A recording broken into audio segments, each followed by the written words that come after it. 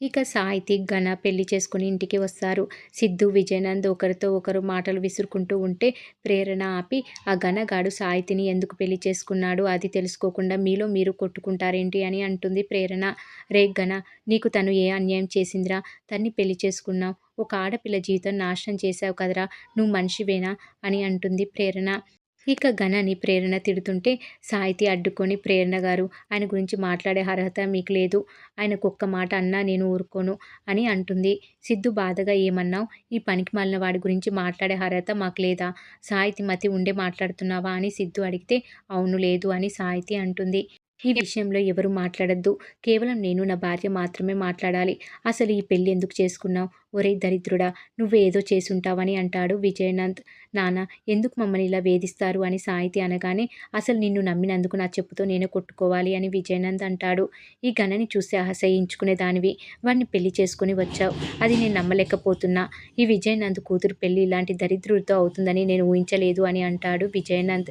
ఇక విజయనంద్ ఘనని కొట్టడానికి వెళ్తే సాహితి అడ్డుకునే ప్రయత్నం చేస్తుంది.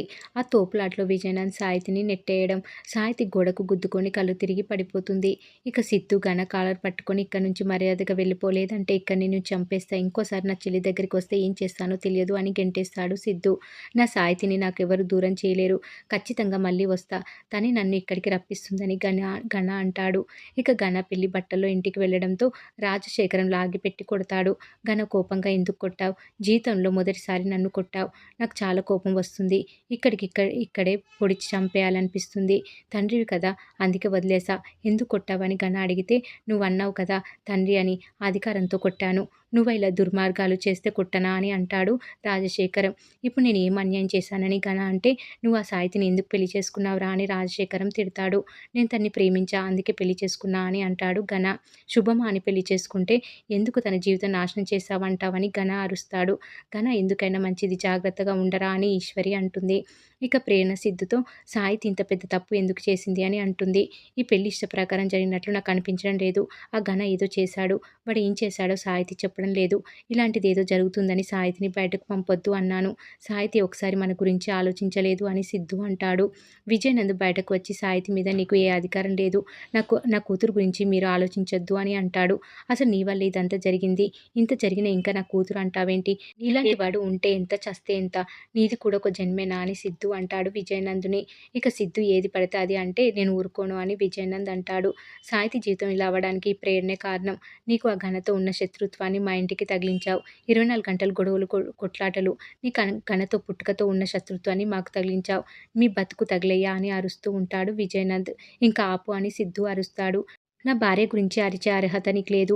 చేసిందంతా నువ్వు చేసి మమ్మల్ని అంటావేంటి అని అంటాడు సిద్ధు. ఇంతకుముందు ఆ ఘనతో సాహితి పెళ్లి చేయాలి అనుకున్నది ఎవరు? ఇదంతా ఇలా జరగడానికి కారణం నువ్వే అని విజయనంద్‌ను అంటాడు. దానికి మంజుల, సిద్ధు చెప్పింది నిజమే అండి. మీరు ఆ రోజు మాట వినుంటే ఇలా అయ్యేది కాదు. అయినా నా పెంపకంలో తప్పు ఉంది. సాహితిలో కూడా తప్పు ఉంది. ఎవరికీ ఏమనొద్దు అని మంజుల చెప్తుంది.